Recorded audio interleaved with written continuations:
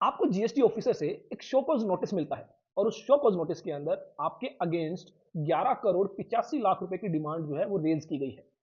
अब यहां पर जैसे ही आपको शो कॉज नोटिस मिलता है, इतनी बड़ी अमाउंट देखकर आप जो है पैनिक में आ जाते हैं और उस शो कॉज नोटिस का रिप्लाई देना शुरू कर देते हैं।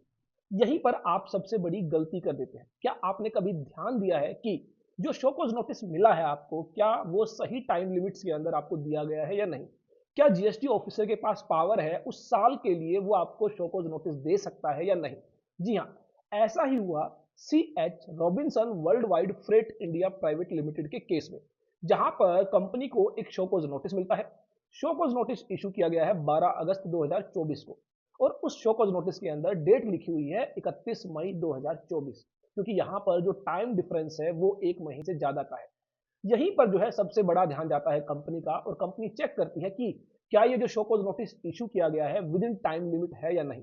चेक करने के बाद पता चलता है ये जो शो कॉज नोटिस है वो फाइनेंशियल ईयर 2019-20 के लिए है और इसके लिए जीएसटी ऑफिसर को जो टाइम लिमिट दी गई है उसके अकॉर्डिंग जीएसटी ऑफिसर को 31 अगस्त 2024 तक अपना ऑर्डर पास करना होगा, उसके बाद वो ऑर्डर पास नहीं कर सकता।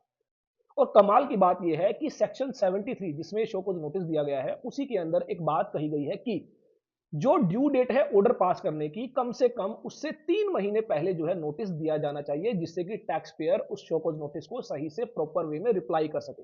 इसका मतलब 31 अगस्त तक अगर ऑर्डर पास किया जाना है तो 31 मई तक जो है वो शोकॉज नोटिस इशू होना चाहिए। जीएसटी ऑफिसर चालाकी करते हैं, 12 अगस्त को शोकॉज नोटिस दिया जाता है लेकिन शोकॉज नोटिस के अंदर डेट रखी जाती है 31 मई। लेकिन कंपनी पहुंच जाती है दिल्ली हाई कोर्ट में और जहां पर चैलेंज किया जाता है कि ये जो शोकॉज नोटिस इशू किया गया है 31 मई तक इशू किया जाना था, लेकिन यहां पर 12 अगस्त को इशू किया गया है। भले ही शोकॉज नोटिस के अंदर जो डेट है वो 31 मई की है, लेकिन इसका मतलब ये नहीं है कि 31 मई को ये नोटिस इशू किया गया है और इसलिए इस शोकॉज नोटिस को एज वेल एज जो ऑर्डर पास किया गया है दोनों को ही क्वेश्चन किया जाए। और दिल्ली हाई कोर्ट भी इस बात पर एग्री हो जाती है कि ये जो शोकॉज नोटिस है ये बियॉन्ड टाइम लिमिट इशू किया गया है।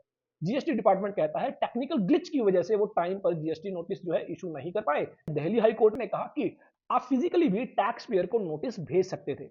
अब डिपार्टमेंट कहता है हमने 2 जून 2024 को फिजिकली नोटिस भी सेंड किया, लेकिन वहां पर पता चलता है कि जो टैक्स पेयर है उसने अपना एड्रेस चेंज कर लिया है।